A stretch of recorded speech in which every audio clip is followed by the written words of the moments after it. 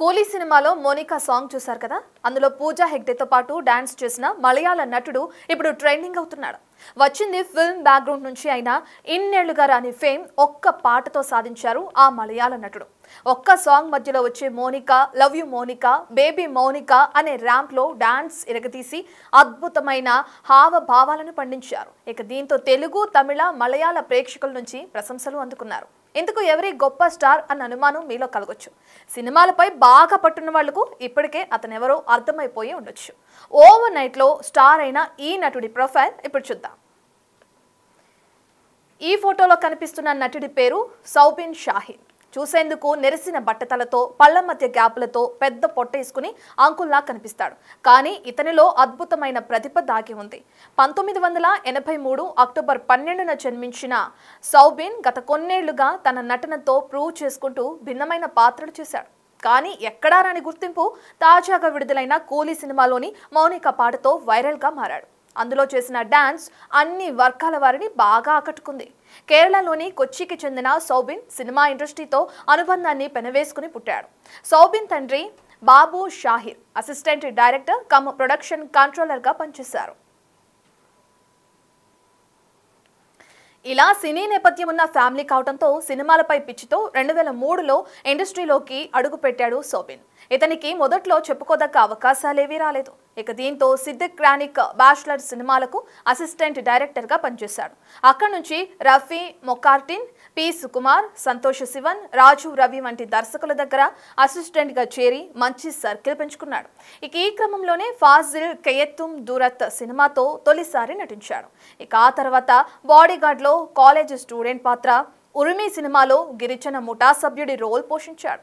దీంతో అతడికి దర్శకత్వం వహించే కంటే నటించేందుకు అవకాశాలు వెల్లువగా వచ్చాయి.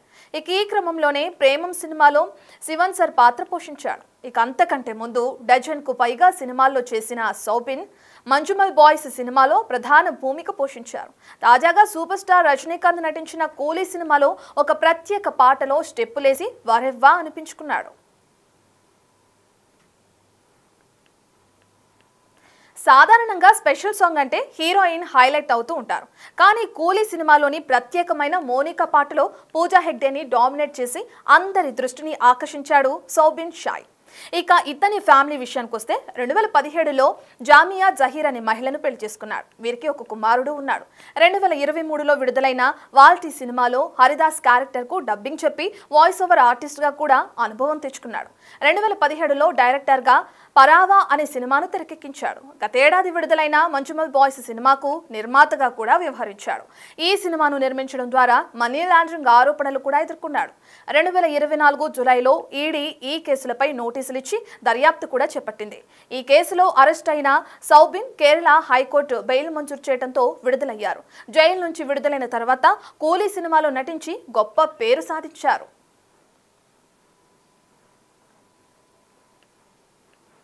ఇక నటుడిగా, దర్శకుడిగా, నిర్మాతగా మంచి పేరు తెచ్చుకున్న సౌబిన్ షాహీర్ అనేక అవార్డులు కూడా అందుకున్నారు.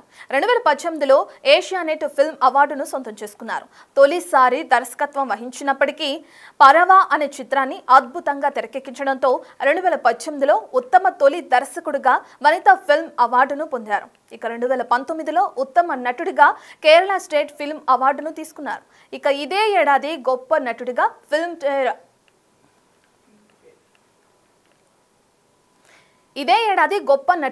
ఫిల్మ్ ఫేర్ అవార్డును కూడా సొంతం చేసుకున్నారు. 2020లో ఏషియానెట్ ఫిల్మ్ అవార్డుతో పాటు ఉత్తమ సహాయ నటుడిగా వనితా ఫిల్మ్ అవార్డును కూడా అందుకున్నారు. మమ్ముట్టి, మోహన్ లాల్, ఫహాద్ ఫాసిల్, దుల్కర్ సల్మాన్ వంటి అగ్ర హీరోలతో పనిచేసి ప్రత్యేక క్యారెక్టర్లు చేశారు. 1992 నుంచి చైల్డ్ ఆర్టిస్టుగా అనేక సినిమాలు చేశారు సౌబిన్.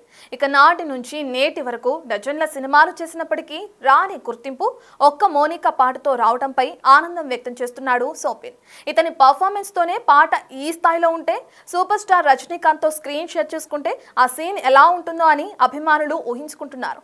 కూలీ సినిమాలో సౌబిన్ పాటకు మాత్రమే పరిమితమయ్యారా, లేక రజనీకాంత్తో కలిసి స్క్రీన్ షేర్ చేసుకున్నారా అన్నది తెలియాలంటే సినిమా విడుదలయ్యే వరకు వేచి చూడాల్సిందే.